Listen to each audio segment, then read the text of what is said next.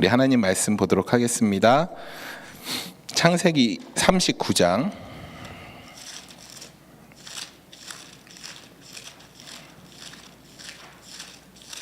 20절로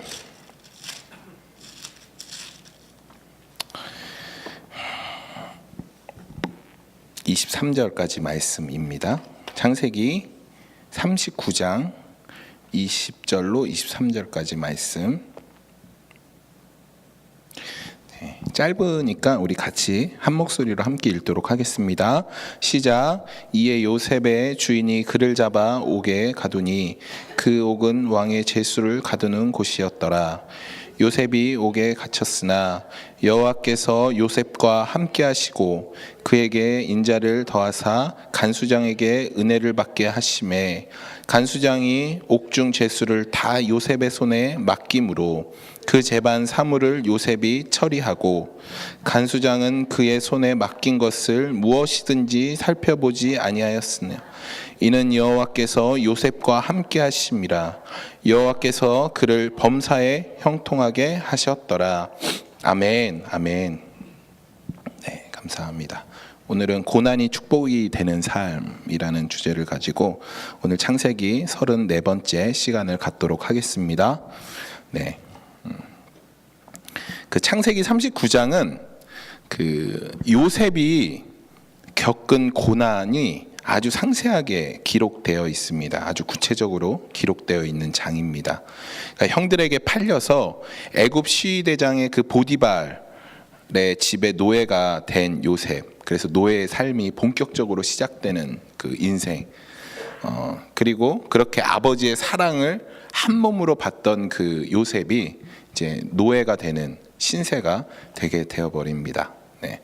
근데 그가 요셉이 그 노예가 됐다고 막 절망하고 낭망하고 막 인생 다 포기하고 이렇게 산 것이 아니라 정말 열심히 노예 생활을 했어요. 정말 열심히 일을 했고 그래서 승진도 돼서 그 가정에 그 모든 재반, 모든 행정적인 일, 어떻게 보면 그 노예 장이 된 거죠. 노예장이 최고의 그 권력을 얻게 된 것이죠. 그 집사의 역할을 감당하게 되었습니다. 그리고 그 요셉의 어머니가 라헬이거든요. 레아는 시력이 약하고 라헬은 예뻤다 그랬잖아요. 요셉이 라헬의 아들이에요. 그래서 요셉도 잘생겼나 봐요. 인물이 전달되는 것 같아요. 네, 준섭이는 누구를 닮았을까요? 네, 그렇게 요셉이 외모가 출중했어요. 그래서 그 보디발의 아내가 요셉을 꼬시는 거예요. 요셉을 꼬시는 거예요. 몰래 남편이 나갔을 때. 그런데 요셉이 하나님을 두려워함으로 그 꼬심에 들어가지 않는 거예요. 네, 들어가지 않는 거예요, 요셉이. 그래서 요셉이 그 유혹을 잘 견뎌냈어요. 그러면 우리가 흔히 어떤 일을 잘 이겨냈어요. 어떤 시험을 잘 극복했어요. 그러면 기대하는 게 뭔가요? 상이죠, 상. 하나님 뭐 상 주시는 것들을 기대해야죠. 그 요셉도 기대하지 않았을까요? 하나님이 상 주심을? 네. 저 같았으면 기대했을 것 같은데 요셉은 잘 모르겠어요. 그런데 하나님이 요셉에게 상을 주세요. 상을 주세요. 어떤 상을 허락하시냐면 감옥에 가는 상을 허락하세요. 네. 감옥에 가는 상. 슬프죠. 네. 요셉이 하나님이 주신 그 상으로 인해서 감옥으로 가게 돼요. 네. 그런데 오늘 본문에서 이런 말씀이 나와요. 요셉이 그렇게 얻은 상으로 감옥에 가게 됐는데 그 감옥에서의 삶을 하나님이 이렇게 평가하세요. 요셉은 그 모든 과정에서 범사에 형통한 삶을 살았더라. 네. 이해가 되시나요? 아니, 노예도 모자라서 노예보다 더 아래인 감옥 생활을 하게 되는데 그 하나님이 그 감옥 생활을 바라보시면서 요셉을 향해 하신 말씀이 요셉이 형통했다라고 말씀하시는 거예요. 정말 이해가 안 가는 말씀이죠. 시편 105편 17절 19절 말씀에 이렇게 이야기하고 있습니다. 그가 한 사람을 앞서 보내셨으며 요셉이 종으로 팔렸도다. 그의 발은 착고에 차고 그의 몸은 쇠사슬에 매었으며 곧 여호와의 말씀이 응할 때까지라 그의 말씀이 그를 단련하였도다. 이게 누구 말씀이냐면 요셉에 대한 말이에요. 요셉에 대한 말. 요셉이 고통스러운 삶, 힘든 삶을 살았는데 그것을 하나님이 뭐라고 말씀하시냐면 복이다라고 말씀하고 있는 것입니다. 형들에게 팔려서 노예가 되고 모함을 받고 감옥에 갇히고 하는 이 모든 일이 복이야 라고 말씀하고 있는 것이에요. 이렇게 요셉의 고난이 복이라는 의미에서 시편 105편은 그 복을 무엇이라고 얘기하냐면 단련, 연단 이렇게 이야기하고 있는 것이에요. 그런데 이 단련에는 시편 105편 말씀에 이 단련에는 전제가 있어요. 하나님이 무작정 지훈 형제를 단련하지 않아요. 하나님이 무작정 우리를 단련하지 않아요. 전제가 있어요. 하나님이 105편에서 요셉을 단련하신 그 전제가 무엇인가요? 무엇이냐면 하나님의 말씀이 응할 때까지, 응할 때까지 하나님의 말씀이. 여러분, 하나님의 말씀이 응할 때까지라는 게 무슨 말인가요? 이 요셉의 상황에서. 그게 무슨 말이냐면 하나님이 이 야곱의 가문 이스라엘 백성들을 구원하기로 작정하셨어요. 지금 온 땅은 기근으로 먹을 게 없어요. 다 굶어 죽고 있어요. 그런 기근과 어려움과 고난의 상황에서 하나님이 이 이스라엘 백성들을 구원하려고 하세요. 이 이스라엘 백성들을 구원하려고 하는데 사람이 필요해. 이 구원시킬 한 사람이 필요해요. 하나님이 모세를 선택했던 것처럼, 하나님이 엘리야와 엘리사를 선택했던 것처럼, 하나님이 예수 그리스도를 선택했던 것처럼 한 사람을 선택하세요. 이스라엘의 구원을 위해서. 누구를 선택하시냐면 요셉을 선택하시는 거예요. 이 요셉, 하나님의 말씀이 응할 때까지, 이스라엘 백성들을 구원할 때까지 하나님이 이 요셉을 단련시키고 연단시킨다라고 말씀하고 있는 것입니다. 이해가 되시나요? 조금 어렵나요? 제가 지지난주에 요셉은 누구의 모형이라고 말씀드렸죠? 예수님의 모형이라고 말씀드렸어요. 그러니까 예수님을 창세기에서 미리 보여주시는 거예요. 하나님이 요셉을 통해서. 예수님은 우리 모두의 구원을 위해서 하나님의 말씀이 응할 때까지 하늘 영광을 버리고 이 땅에서 멸시와 천대를 당하셨어요. 이렇게 요셉도 이스라엘의 구원을 위해서 그의 삶에 고난이 닥치는 거예요. 그래서 노예의 삶이 되고 감옥에서 죄수의 삶이 되는 것이에요. 누구를 위해서? 이스라엘의 구원을 위해서. 구원을 위해서.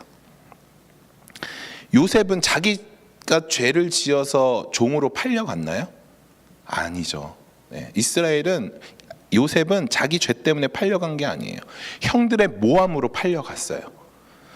노예 생활을 하다가 감옥으로 간 것이 요셉이 죄를 지어서 감옥으로 간 것인가요?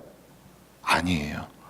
모함과 멸시와 천대 때문에 감옥으로 가게 된 것이에요. 요셉은 아무 잘못이 없어요. 그런데 그의 인생에 계속된 고난이 허락되어지는 것입니다. 그래서 골로새서 1장 24절에 이렇게 이야기하고 있습니다. 나는 이제 너희를 위하여 받는 괴로움을 기뻐하고 그리스도의 남은 고난을 그의 몸된 교회를 위하여 내 육체에 채우노라. 바울이 이렇게 말씀하고 있어요. 이게 무슨 말이냐면 여기서 남은 고난이라고 이야기해요. 그리스도의 남은 고난을 그의 몸된 교회를 위하여 내 육체에 채우노라. 남은 고난. 여기서 이야기하는 남은 고난은 예수님이 더 고난을 당해야 되는데 뭔가 부족하다. 예수님이 그래서 고난을 좀 남겨놨어. 그래서 교회에게 고난을 허락하시는 거야. 이런 뜻이 아니에요. 예수님의 고난이 조금 부족하다라는 뜻이 아니라 이 말은 교회의 머리 대신 예수님의 십자가의 고난이 지금 교회에 일어나는 고난과 똑같다라는 것이에요. 똑같다라는 거. 우리가 당하는 고난과 예수님이 당했던 고난이 똑같다라는 것이에요. 예수 그리스도의 이름을 전하면 멸시와 천대를 받고 이 땅 가운데서 고난을 당하고 어려움을 당하고 힘든 삶을 살아가는 것, 예수님이 그러하셨듯이 그러한 삶을 사는, 그러한 고난이 있는 것이 예수 그리스도의 고난과 교회의 고난이 똑같다라고 말씀하는 것이에요. 닮았다라고. 그래서 이 고난을 향해서 사도 바울이 무엇이라고 얘기하냐면 영광되도다. 영광되도다. 영광되죠. 우리가 예수 그리스도의 고난에 참여하기 때문에. 그래서 사도 바울은 이 고난을 향해서 영광되다라고 이야기하고 있어요. 여러분, 성경에서는 고난, 시험, 복, 너무 안 어울리죠. 이 단어가 고난, 시험, 복, 축복 너무 안 어울리죠. 그런데 이거를 같은 말로 사용하고 있어요. 같은 말이에요. 다른 것이 아니에요. 고난은 저주고 복은, 축복은 좋은 거다, 이렇게 생각하시면 안 돼요. 성경에서 말하는 복은 똑같아요. 고난이나 환난이나 어려움이나 복이나. 그래서 야고보서 1장 2절에서 이렇게 이야기하고 있는 것이에요. 내 형제들아, 너희가 여러 가지 시험을 당하거든 온전히 기쁘게 여겨라. 여러분, 이것만 뜻해서 보면 어떻게 시험을 당하는데 기뻐할 수가 있어요? 그런데 이 시험이 성경에서는 복과 같은 말이기 때문에 이 말이 어울리는 것이에요. 여러분, 너희가 여러 가지 복을 당하거든 축복이 오면은 기쁘게 여겨라. 맞죠? 말이 똑같아요. 시험을 당하거든 온전히 기쁘게 여겨라. 그리고 1장 12절에 이런 말씀이 있습니다. 시험을 참는 자는 복이 있나니 이는 시련을 견디어낸 자가 주께서 자기를 사랑하는 자들에게 약속하신 생명의 면류관을 얻을 것이기 때문이다. 이렇게 말하고 있어요. 여기서 생명의 면류관으로 향하는 길에 무엇이 있냐라고 얘기하냐면 1장 12절에서 생명의 면류관으로 향하는 길에 시험이 있다라고 말씀하고 있는 것이에요. 그리고 1장 12절에서 이렇게 이야기해요. 시험을 참는다라고 이야기해요. 여러분, 시험을 참는 게 무엇일까요? 시험을 참는 거.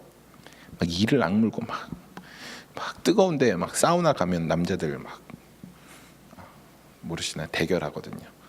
왠지 먼저 나가면 자존심 상하고 막 그렇게 있기 싫은데 막 그렇게 막 견디는 그거를 말하는 건가요? 네.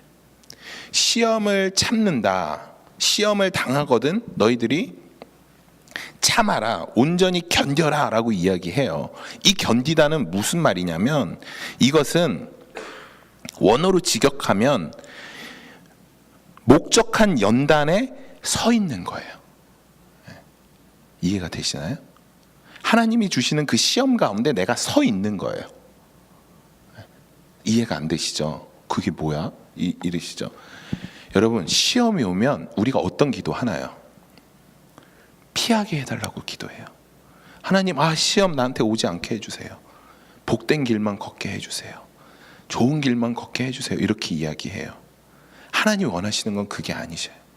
하나님이 원하시는 것은 시험이 우리에게 닥칠 때 우리가 그 시험 가운데 서 있는 것이에요. 피하지 않는 것이에요.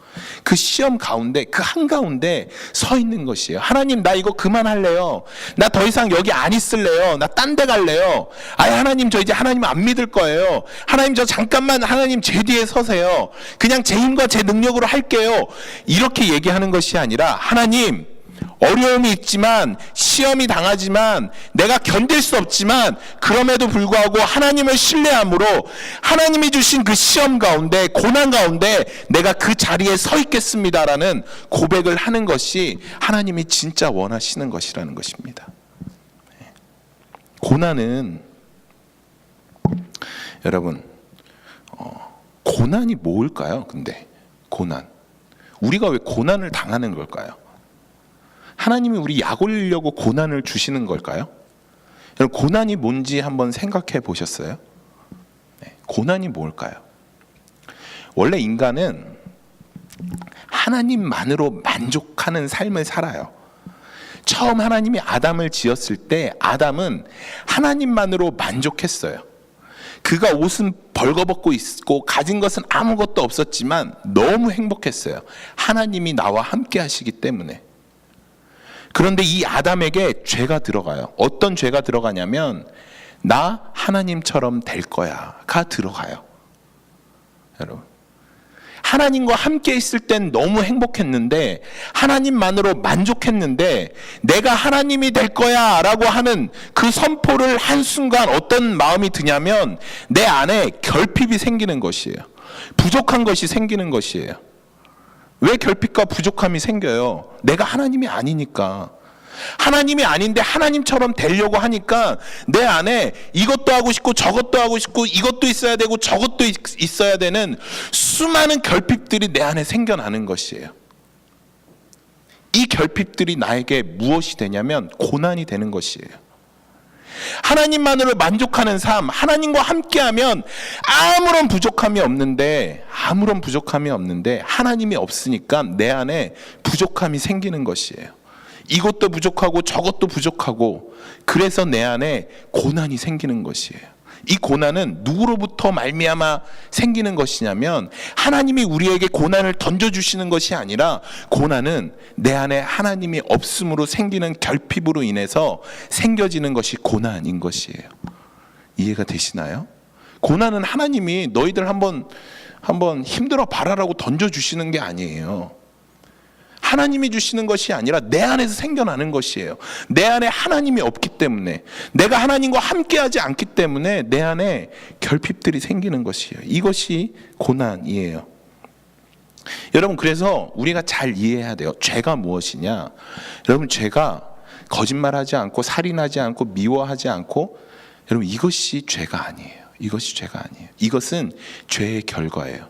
우리가 죄랑 싸운다 그러고 하나님 저 맨날 미워하지 않게 해주세요, 살인하지 않게 해주세요, 막 이걸로 하면 힘만 빼는 거예요. 여러분, 죄는 뭐냐면 하나님과 함께하지 않는 것이에요. 내가 하나님만으로 만족하는 삶을 살지 못하는 것이에요. 이것이 죄의 근본이에요. 여러분, 내가 하나님과 함께하기 시작하면 내 안에 만족함이 생겨요. 내가 비록 가진 것은 없지만, 내가 비록 많은 것들이 세상적인 기준에서 볼 때 부족하지만, 여러분, 하나님과 함께하는 삶, 하나님만으로 만족하는 삶을 살 때 내 안에 고난이 사라지게 되는 것이에요. 우리에게 고난은 하나님과 함께하지 못하기 때문에 일어나는 일인 것을 여러분들이 기억하시기를 간절히 소망합니다. 여러분, 그래서 고난을 오해하지 마세요. 제가 여러분들이 한번 질문해 볼게요. 혹시 윤정자매는 고난이 있어요 지금? 있어요? 원하는 답이 아니었는데 고난이 있다니까. 네. 지훈이는 고난이 있어요? 고난이 없어. 좋았어. 진작 물어볼 걸. 네. 우리가 흔히 고난이 있어요 물어볼 때 이렇게 생각해요. 무슨 큰 사건이나 큰 사건도 없는데 이런 걸 고난이라고 하기는 좀 그렇지. 좀 어렵긴 해도, 삶이 조금 어렵긴 해도 이거를 고난이라고 좀 하기는 좀 그런 게 있어요. 그렇죠? 그래서 누가 물어보면 고난은 아닌데? 그러면 약간 힘든 문제, 힘든 건 있지. 근데 이거를 좀 고난이라고 뭔가 이렇게 부풀려 얘기하기에 좀 미안함이 있어요. 그렇죠? 네. 그런데 여러분, 우리 윤정자매가 어떤 것을 고난이라고 얘기했는지 모르겠지만, 여러분, 고난은 우리의 매일의 삶 가운데 찾아와요. 여러분이 하나님과 함께하지 않음으로 생겨나는 모든 것들. 제가 예전에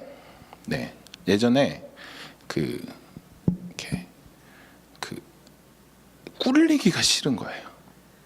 꿀리기가 여러모로 꿀리는 게 너무 싫은 거예요. 막 그냥 이렇게 모든 부분에서 사람들한테 이런 이렇게 보이는 것들, 잘 보이고 싶은 것들, 그리고 이렇게 무시당하기 싫은 것들, 그래서 막 싸움도 하고 또 막 하여튼 그런 일들을 하는, 이게 언제 많이 없어졌냐면 제가 주님을 바라볼 때 없어지더라고요. 그게 무의미해지기 시작했어요. 주님을 바라보니까. 여러분, 매일의 삶 가운데 하나님과 함께하지 아니함으로 나타나는 모든 결핍들, 하나님 안에서, 내 안에서 하나님의 생각과 내 생각이 싸우는 모든 것들이 여러분 안에 근심이 되는 것이에요. 근심이 되는 것이에요. 고난이 되는 것이에요. 여러분, 매일 삶 가운데 고난이 있으시죠? 네. 수많은 나의 생각과 내가 하고 싶은 내 욕망과 쾌락을 위해서 하고 싶어하는 생각과 하나님의 거룩한 생각이 부닥치는 것들이 많이 있죠. 언제는 하나님의 뜻으로 가지만 언제는 내 뜻과 내 생각대로 하는 그 모든 일들, 이것을 우리는 고난, 연단, 시험이라고 이야기하고 있어요. 이 가운데서 우리가 고난이 다가올 때, 우리에게 어려움이 다가올 때, 시험이 다가올 때 우리가 해야 하는 것이 무엇인가요? 우리가 해야 하는 것, 하나님과 함께 하는 것이에요. 하나님과 함께 하는 것. 요셉에게 고난이 다가왔을 때 요셉이 하나님과 함께 하기로 결정을 했어요. 하나님과 함께하는 삶을 살기로 결정하면 이것은 어떤 삶인가요? 형통한 삶이에요. 복된 삶이에요. 그 근심이, 나에게 온 그 어려움이, 환난이, 그 환난을 통해서 내가 주님께로 나의 모든 것들을 향할 때 그 환난이, 그 어려움이 나를 생명의 면류관 하나님께로 데려가 주는 것이에요. 이래서 환난, 근심, 고난, 이것이 모두 복과 연관되어 있는 것이에요. 그래서 여러분, 우리의 삶 가운데 매일 그런 고난이 있어요. 어려움이 있어요. 이게 하나님의 뜻인가? 이거 나의 뜻인가? 나의 뜻으로 하고 싶은데 수많은 고난과 결단이 필요해요. 그런데 감사한 게 뭔지 아세요? 로마서 8장에 이렇게 기록되어 있습니다. 누가 우리를 그리스도의 사랑으로 끊으리요? 환난이나 공고나 박해나 기근이나 적신이나 위험이나 칼이랴. 우리가 종일 주를 위하여 죽임을 당하게 되며 도살당할 양같이 여김을 받았나이다 함과 같으리라. 그러나 이 모든 일에 우리가 사랑하시는 이로 말미암아 우리가 넉넉히 이기느니라. 내가 확신하노니 사망이나 생명이나 천사들이나 권세자들이나 현재 일이나 장래 일이나 능력이나 높음이나 깊음이나 다른 어떤 피조물에도 우리를 우리 주 예수 그리스도 안에 있는 하나님의 사랑에서 끊을 수 없느니라.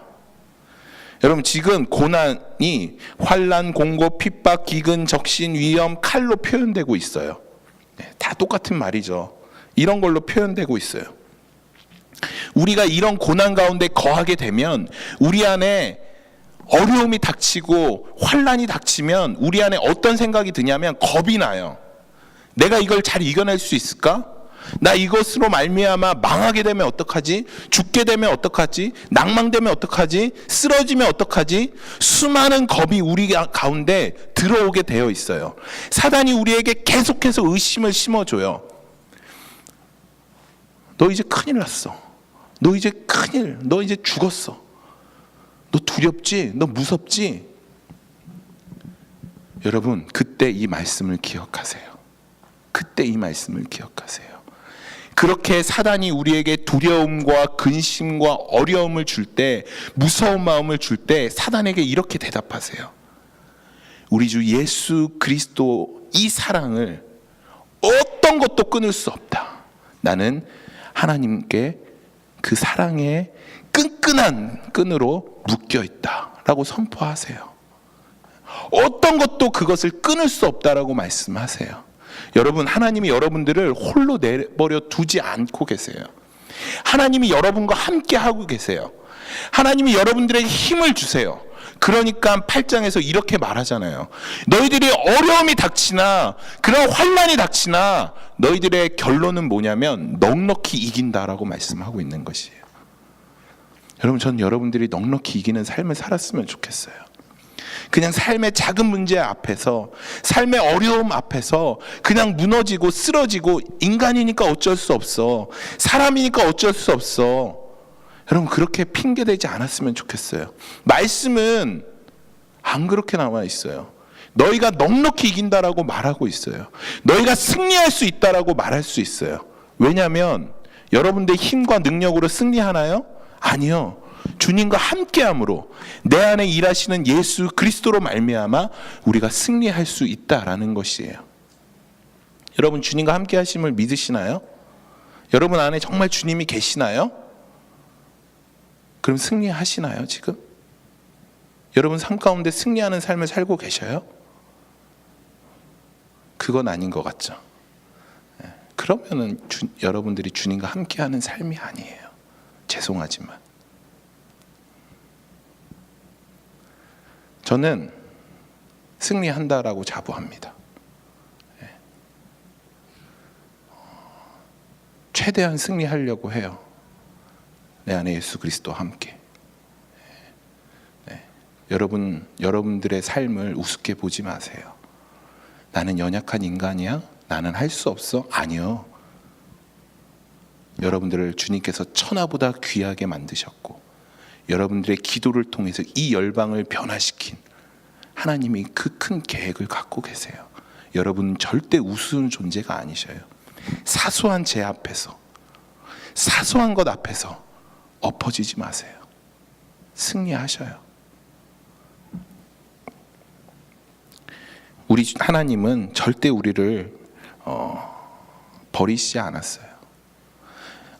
제가 좋아하는 그 초대교회 교부 중에 폴리캅이라는 교부가 있어요. 서머나 교회 책임자였던, 감독이었던 폴리캅이라는 사람이 있는데, 이 사람이 화형을 당해서 순교하게 돼요. 화형을 당해서. 그런데 그 화형을 당하기 전에 그 스타티우스라는 사람이 이렇게 이야기를 해요. 야, 너 예수님을 한 번만 부인해라. 그러면 살려줄게. 이렇게 이야기를 해요. 너 그러면 내가 살려줄게. 한 번만 예수님을 부인해. 이렇게 설득을 시켰어요. 그랬더니 폴리캅이 이렇게 이야기를 합니다. 우리 주님은 80년 동안 나를 한 번도 부인한 적이 없는데 어떻게 내가 그 주님을 부인하겠습니까? 당신은 지금 잠깐 타다 꺼질 불로 나를 이렇게 위협하고 있는데, 당신들을 위해 준비된 영원히 꺼지지 않는 그 불을 당신은 어떻게 하실 것입니까? 그러니 자, 저는 준비되어 있습니다. 당신들의 일을 속히 하십시오 라고 이야기를 해요. 그리고 그 폴리캅을 사람들이 묶으려고 왔어요. 그랬더니 묶지 말아라. 묶지 마세요. 저 절대 도망가지 않겠습니다. 저를 묶지 마세요 라고 하고 그 나무 타는 데 쓰게 됩니다. 그리고 그를 화형시켜요. 처절한 비명을 지르고 순교하게 됩니다. 폴리캅은. 여러분, 다니엘의 세 친구처럼 하나님이 그를 구원해 주지 않았어요. 구원해 주지 않았어요. 그렇다고 우리가 폴리캅을 저주받았다, 실패자다 이렇게 이야기하나요? 아니에요. 저는 이것이 진짜 성도의 모습이라고 생각합니다.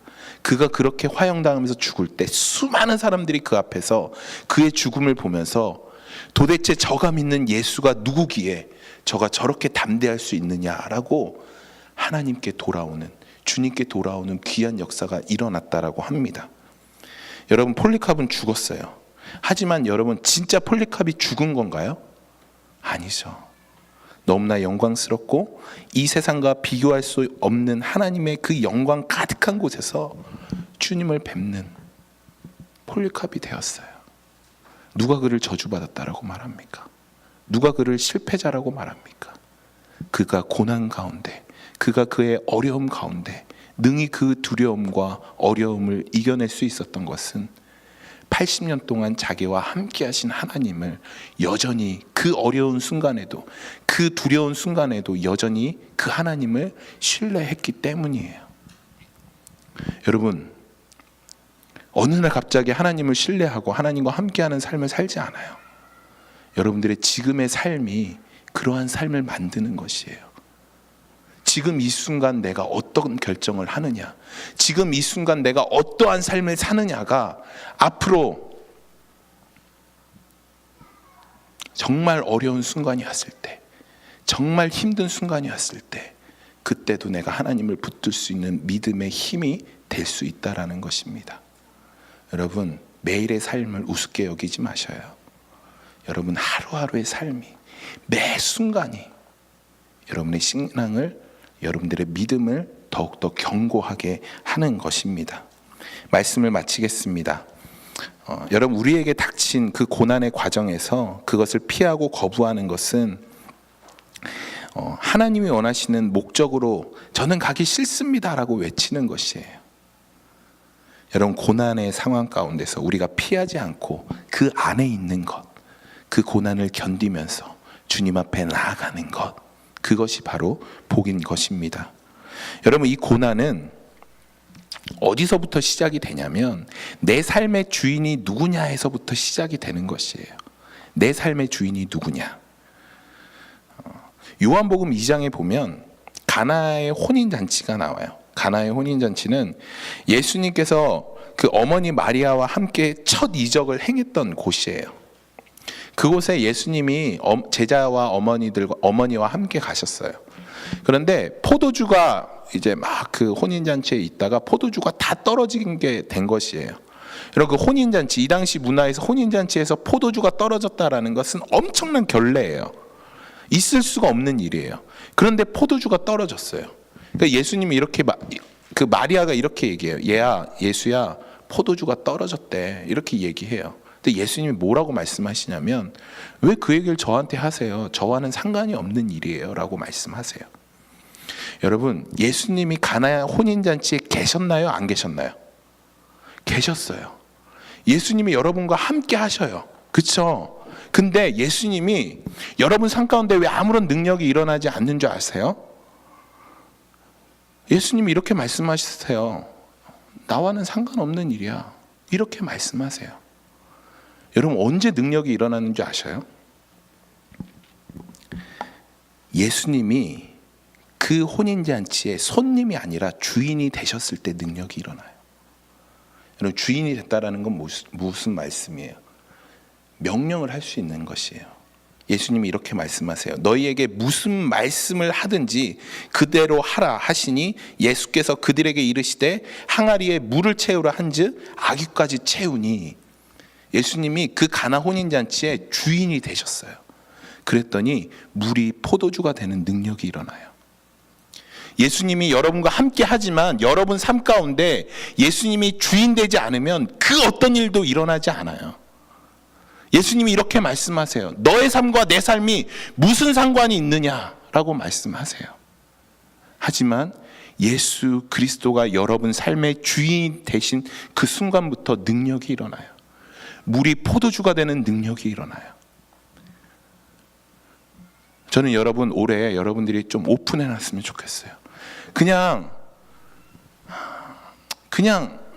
그런 기도 제목 말고 정말 여러분 삶에 필요한 기도 제목.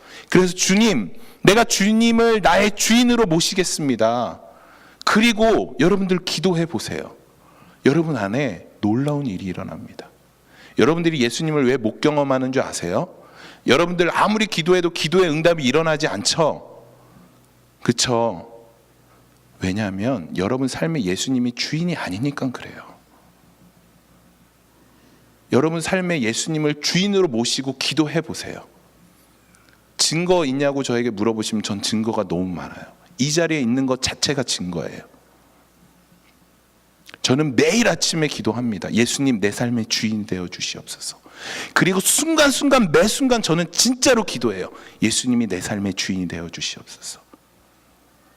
그리할 때 내 능력과 내 힘으로 고난과 어려움 가운데 나가는 것이 아니라 예수 그리스도와 더불어 그 일들을 행하기 때문에 우리 삶이 복된 삶이 된다라는 것입니다. 여러분, 저는 여러분들이 진짜 예수 그리스도를 경험하면 좋겠어요. 혹시 정말 필요한 기도 제목 있으신가요? 그냥 단순히 뭐가 먹고 싶어요, 뭐 이런 거 말고 정말 여러분 안에 심령에서 지금 떠오르는 기도 제목 있으신가요? 한번 저랑 결단해 보시겠어요? 여러분 삶의 주인이 바뀌면 여러분들이 갖고 있는 그 근본적인 기도 제목 아무것도 아니에요. 정말 아무것도 아닌 것이에요. 저는 여러분들이 2019년도에는 놀라운 기도 체험, 놀라운 그 응답 체험들을 수없이 했으면 좋겠어요. 그런 2019년이 되기를 간절히 소망합니다.